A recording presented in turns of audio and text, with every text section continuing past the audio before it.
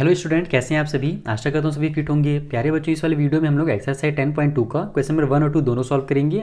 और ये जो हमारे क्वेश्चन है ना, ये आपको जो थ्योरम 10.1 दिया हुआ है और थ्योरम नंबर 10.2 जो यहाँ पर दिया हुआ है, इन दोनों का ही हम क्या बोल सकते हैं कि इन्हीं दोनों को क्वेश्चन बना करके दिया गया है। यानी कि एक तरह से थ्योरम को ही आपको यहाँ पर प्रूव करना है और कुछ नहीं है। तो अगर आपने थ्योरम देखा होगा, अगर थोड़ा सा भी रीड किया होगा, तो मैं आपको जल्दी से समझा देता हूँ कि क्या होता है कि जब कभी भी हमारे पास कोई भी सर्कल है, ठीक है, उसमें अगर हमारे पास दो कॉर्ड्स हैं, दो इक्वल कॉर्ड हैं, तो वो जब एंगल बनाएंगे ना, जैसे देखो एक मेरा कॉर्ड ए बी है और एक मेरा जो कॉर्ड है वो सी डी है। ये अब कॉर्ड क्या होता है उसके बारे में अगर आपको डिटेल में जानना है तो आप 10.1 वाला जो मैंने वीडियो बनाया है ना, जिसमें इंट्रोडक्शन पार्ट में मैंने आपको डिटेल में कॉर्ड वगैरह समझाया है, सेगमेंट हो गया, सेक्टर हो गया, ये सब चीज़ें जो मैंने आपको समझाई है, उसके लिए आप लोग 10.1 का वीडियो देख सकते हो अगर आपको क्लियर नहीं है तब। ठीक है, तो मैंने क्या बता रहा था कि किसी भी सर्कल में अगर दो कॉर्ड्स हैं, ठीक है, तो अगर वो कॉर्ड सेंटर में अगर इक्वल एंगल बना रहे हैं, अगर मान लो यहाँ पर 50 डिग्री का या 90 डिग्री का है और इधर भी 90 डिग्री का है, तो ये जो कॉर्ड्स होंगे ये भी आपस में इक्वल होंगे। यही हमारा जो है ना 10.1 कहता है। ठीक है, या फिर आप ये कह सकते हो, सॉरी 10.1 में ये कहता है कि जो हमारा कॉर्ड है अगर वो इक्वल है तो एंगल भी आपस में इक्वल होंगे। और 10.2 है वो जस्ट इसका उल्टा कहता है, ये कहता है कि अगर हमारे एंगल्स इक्वल हैं तो ये जो कॉर्ड होंगे वो इक्वल होंगे। यानी कान इधर से पकड़ो या उधर से पकड़ो, बात तो एक ही है। ओके, तो उसी का क्वेश्चन बनाकर दिया हुआ है, बस फर्क ये है कि यहाँ पर बस एक ही सर्कल दिया हुआ था, उसी के अंदर हमको कॉर्ड और एंगल दिए हुए थे, और क्वेश्चन में यहाँ पर 2 सर्कल का यूज कर रहा है। लेकिन इसमें घबराने की जरूरत नहीं है, क्योंकि क्वेश्चन में क्या बोल रहा है कि recall that 2 circle are congruent if they have the same radii. यानी कि अगर हमारे पास जो रेडियस है दोनों सर्कल का अगर वो सेम टू सेम है तो उनको आपस में कॉन्ग्रेंट कहेंगे। तो देखो, अगर सिंगल सर्कल है तो भी सेम एक ही बात हुआ, क्योंकि यहाँ से यहाँ तक जो इसका लेंथ होगा, यहाँ से यहाँ तक जो लेंथ होगा, दोनों बराबर, यानी इसका जो रेडियस हम लोग जितना भी बनाए सभी इक्वल होंगे। और अगर दो कॉन्ग्रेंट ट्रायंगल, सॉरी ट्रायंगल बोल रहा हूँ यहाँ पर, आदत होगी ना ट्रायंगल बोलने का, तो सर्कल अगर दो अपन कॉन्ग्रेंट लेते हैं तो कॉन्ग्रेंट का मतलब क्या होता है, दो बराबर बराबर सर्कल ना। जैसे फॉर एग्जाम्पल मैं यहाँ पर एक रेडियस लेता हूँ, मान लो यहाँ से लेकर के यहाँ तक 2 सेंटीमीटर का मैंने रेडियस ले लिया और इससे मैंने एक ऐसे घुमा करके सर्कल बना दिया। ठीक है, उसी तरीके से मैं एक और रेडियस ले लेता हूँ 2 सेंटीमीटर का और फिर यहाँ से फिर से मैं क्या करता हूँ, एक सर्कल बना देता हूँ। थोड़ा सा भले अभी मैं रफली बना रहा हूँ तो आपको छोटा बड़ा दिख रहा होगा, लेकिन एक्चुअल में अगर रेडियस हमारे सेम होंगे ना तो दोनों सर्कल आपस में क्या होंगे, एकदम बराबर होंगे, एकदम इक्वल। जैसे ट्रायंगल कॉन्ग्रुएंट होता है ना, उसको एक के ऊपर दूसरे को रख दो तो आपस में एक दोनों को छिपा लेते हैं। उसी तरीके से सर्कल का अगर रेडियस बराबर है तो एक के ऊपर अगर दूसरे सर्कल को रखोगे ना तो वो दोनों भी दूसरे को छिपा लेंगे। जैसे फॉर एग्जांपल मैं आपको एक और चीज दिखाता हूं, यहां पर मेरे पास ये जो मेरा सेलो टेप है, ठीक है, अगर इसके ऊपर मैं सेम टू सेम इसी मान लो ये 5 या 10 रुपए का सेलो टेप होगा, तो इसी साइज का मैं अगर दूसरा सेलो टेप ला करके रखूंगा तो वो क्या करेगा, इसको एकदम कवर कर लेगा। तो कहने का मतलब है कि अगर सिंगल सर्कल दिया हुआ है तो भी हमारा आसानी से सॉल्व हो जाएगा, तो भी हमको थ्योरी ही सॉल्व करना है, थ्योरम ही वहां पर प्रूव करना है। या फिर अगर 2 सर्कल दिए हुए हैं और दोनों सर्कल अगर कॉन्ग्रुएंट है, कॉन्ग्रुएंट यानी कि आपस में इक्वल है, तो भी आपका आसानी से सॉल्व हो जाएगा। आइए हम लोग यहाँ पर ये जो क्वेश्चन इसको सॉल्व करते हैं। पहला वाला क्वेश्चन मैं आपको रीड करके समझाता हूँ। यहाँ पर वही बोला है कि अगर 2 सर्कल हैं कॉन्ग्रुएंट हैं तो और उनका जो अगर कॉन्ग्रुएंट कब होंगे, अगर उनका रेडियस जो है वो सेम होगा, तो आपको अब ये प्रूव करना है कि equal cord of congruent circle, यानी 2 अगर कॉन्ग्रुएंट सर्कल है हमारे पास तो उसके जो इक्वल कॉर्ड्स होंगे वो क्या करेंगे, सबटेंड करेंगे equal angles eight their centre. तो उनके जो सेंटर में एंगल भी बनेगा ना वो भी आपस में इक्वल बनेगा अगर कॉर्ड इक्वल है तब। आइए मैं इसको डायग्राम के थ्रू आपको समझाता हूँ कॉपी में, ताकि आपको एकदम अच्छे से समझ में आ जाए। तो देखो यहाँ पर हमने क्या किया, 2 सर्कल बना लिए हैं, दोनों का जो रेडियस एकदम सेम टू सेम है। ठीक है, हमने कंपास का यूज़ किया है। अब आपको एकदम अच्छे से दिख भी रहा होगा, कॉन्ग्रुएंट भी दिख रहा होगा। उस टाइम हाथ से बनाया था तो एकदम अजीब सा दिख रहा था। तो ये 2 हमारे सर्कल हो गए। अब हमने क्या, हमसे क्वेश्चन में क्या बोला गया था कि आपको ये प्रूव करना है कि जो इक्वल कॉर्ड्स होते हैं तो वो जो एंगल बनाते हैं, जैसे ये मेरा मान लो यहाँ पर इसको सेंटर को अपन नाम दे देते हैं ओ, ठीक है, यहाँ भी सेंटर को नाम देते हैं ओ। ये हो गया मेरा ए ओ और यहाँ पर बी। ठीक है, ये वाला मेरा नाम मान लो पी ओ और ये हो गया मेरा क्यू। ठीक है, 2 हमने यहाँ पर क्या कर दिए, पॉइंट्स के यहाँ पर नाम इसलिए दिए हैं ताकि हमारा क्वेश्चन जो आसानी से सॉल्व हो जाए। ठीक है, बार बार हम लोग को एक ही चीज़ बार बार लिखना ना पड़े, इसी के लिए वहाँ पर पॉइंट्स का नाम दिया जाता है। ओके, तो हमसे क्वेश्चन में क्या कहा गया है कि ये जो हमारे सर्कल है तो इसके जो कॉर्ड्स होंगे, जो इक्वल कॉर्ड होंगे, जैसे मान लो ये हमारा एक कॉर्ड हो गया ए बी और यहाँ से यहाँ तक एक कॉर्ड हो गया पी क्यू। ये दोनों मान लेते हैं कि हमारे क्या आपस में इक्वल कॉर्ड है, दोनों का जो लेंथ है मान लो 2 सेंटीमीटर है। तो ये जो एंगल बनाएंगे ना, यहाँ से जब इधर सेंटर में लाइन जाएगा, यहाँ से यहाँ तक सेंटर में लाइन जाएगा, उसी तरीके से यहाँ जो सेंटर में लाइन जाएगा तो यहाँ पर एंगल जो बनेगा और यहाँ पर जो एंगल बनेगा ये दोनों ही आपस में इक्वल होंगे, ऐसा अपने को प्रूव करना है। और जो हमारा थ्योरी नंबर जो 1 है ना, उसमें भी सेम चीज़ दी हुई है, बस वहाँ पर 2 कॉन्ग्रुएंट ट्रायंगल ना दे करके एक ही सिंगल ट्रायंगल दिया हुआ है, सॉरी ट्रायंगल बोल रहा हूँ यार, वहाँ पर 2 सर्कल ना दे करके हमको एक ही सर्कल दिया हुआ था और उसी के अंदर वहाँ पर हमारे जो एंगल्स वगैरह हैं वो बने थे। इसमें बस फर्क ये है कि दो हमारे पास सर्कल है, लेकिन खासियत ये है इसकी कि हमारे पास दोनों सर्कल आपस में कॉन्ग्रुएंट हैं, यानी कि अगर एक सर्कल हो तो भी आपस में मतलब एक ही बात होगा और दो अगर कॉन्ग्रुएंट सर्कल है तो भी एक ही बात होगा, कुछ अलग बात नहीं होगा। बाकी इसमें ज़्यादा सहूलियत पड़ेगा, इसको आपको जल्दी आसानी समझ में आ जाएगा। आप लोग क्या करो कि ये जो आपको ट्रायंगल दिख रहे हैं ना, इन ट्रायंगल को आपस में कॉन्ग्रुएंट प्रूव कर दो। तो यहाँ पर आप लोग लिखो कि in triangle AOB and triangle POQ, ठीक है। ये जो दो हमारे पास ट्रायंगल हैं इसमें ही अपने को चीज़ों को इक्वल प्रूव करना है। तो सबसे पहले हम लोग क्या जानते हैं कि AB और PQ आपस में इक्वल होगा, क्योंकि हमसे क्वेश्चन में बोला गया था कि इक्वल कॉर्ड्स हैं।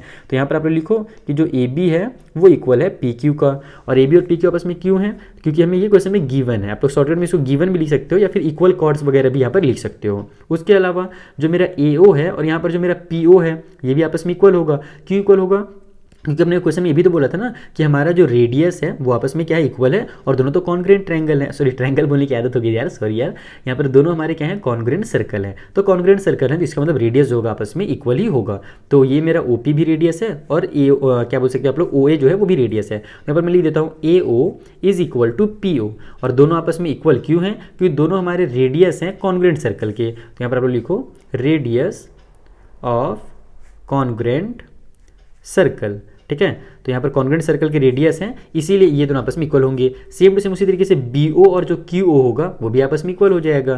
तो यहाँ पर लिखो BO is equal to QO, और ये भी सेम रीजन होगा क्योंकि ये भी हमारे क्या है, रेडियस हैं। यहाँ से लेकर यहाँ तक की जो लेंथ होती है उसको क्या बोलते हैं, रेडियस कहा जाता है।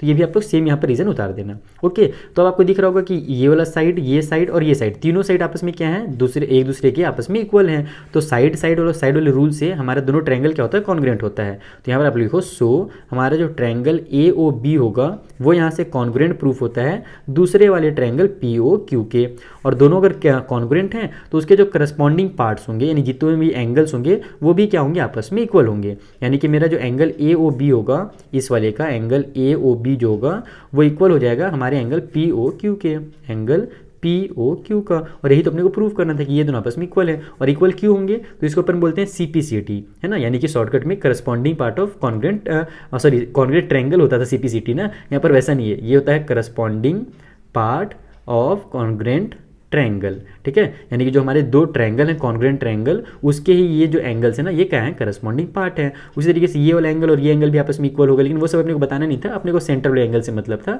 तो वो हमने यहाँ पर ये इसको प्रूव कर दिया। बस क्वेश्चन नंबर 1 जो है सॉल्व हो गया। कितना सिंपल था, बस इसका कॉन्सेप्ट आपको पता होना चाहिए, करना क्या है वो आसानी से सॉल्व हो जाएगा।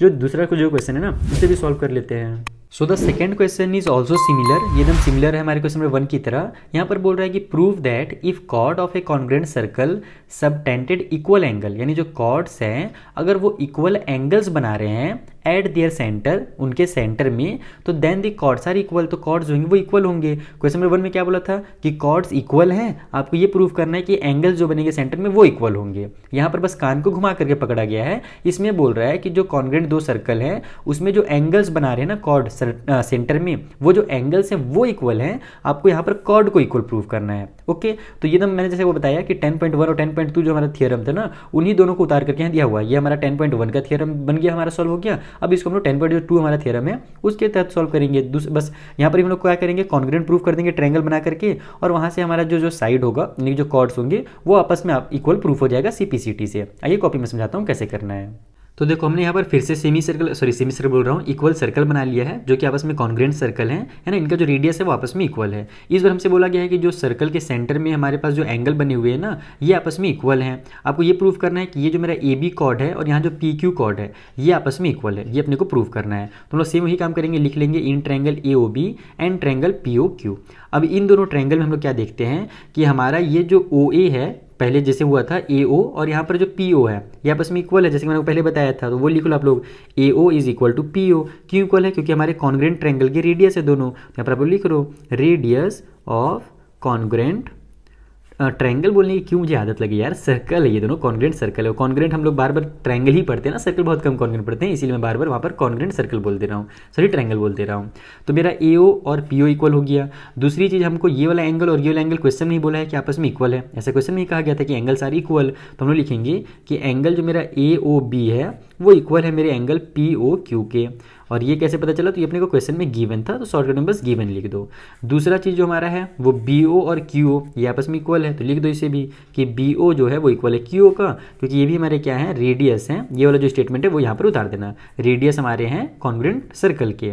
तो यहाँ से साइड एंगल और साइड वाले रूल से भी ये दोनों ट्रायंगल क्या होते हैं, आपस में कॉन्ग्रुएंट होते हैं। सो हमारा जो ट्रायंगल ए ओ बी होगा वो यहाँ पर कॉन्ग्रुएंट प्रूफ होता है हमारे ट्रायंगल पी ओ क्यू का। कौन से रूल से हुआ भैया, तो साइड एंगल और साइड वाले रूल से हुआ। पिछले बार शायद मैं रूल लिखना वहाँ पर भूल गया था, तो आप लोग वहाँ पर साइड साइड और साइड रूल लिख लेना। इस तरह जैसे मैंने एस ए एस लिखा है ना, वहाँ पर एस एस और एस 3 बार ट्रिपल एस लिख देना और रूल वर्ड यूज़ कर देना, ठीक है। तो दोनों आपस में कॉन्ग्रुएंट हो गए। तो अगर हमारे दो ट्रायंगल कॉन्ग्रुएंट है तो उसके जो करस्पॉन्डिंग पार्ट्स होते हैं, आपस में सामने वाले जो पार्ट्स होते हैं वो भी क्या होते हैं, इक्वल होते हैं। इसका मतलब कि जो मेरा ए बी होगा वो इक्वल हो जाएगा पी क्यू का, और ये दोनों आपस में इक्वल हो गए किस वाले रूल से, तो सी पी सी टी से, corresponding part of congruent triangle वाले रूल से। और यही अपने को प्रूव करना था कि A B is equal to P Q. बस ये आपका यहाँ पर जो क्वेश्चन होता है सॉल्व होता है। आई होप आपको बहुत अच्छे समझ में आ गया होगा। अगर कुछ भी डाउट हो ना तो इंस्टाग्राम टेलीग्राम का लिंक मैंने दे दिया डिस्क्रिप्शन बॉक्स में, वहाँ पर आप हमसे डाउट अपने जो है क्लियर करा सकते हो। बाकी अब हम लोग मिलेंगे नेक्स्ट वाले वीडियो में, यहाँ पर जो आगे के एक्सरसाइज है 10.3 वगैरह उनको मैं आपको एकदम डिटेल में इसी तरीके से समझा दूंगा।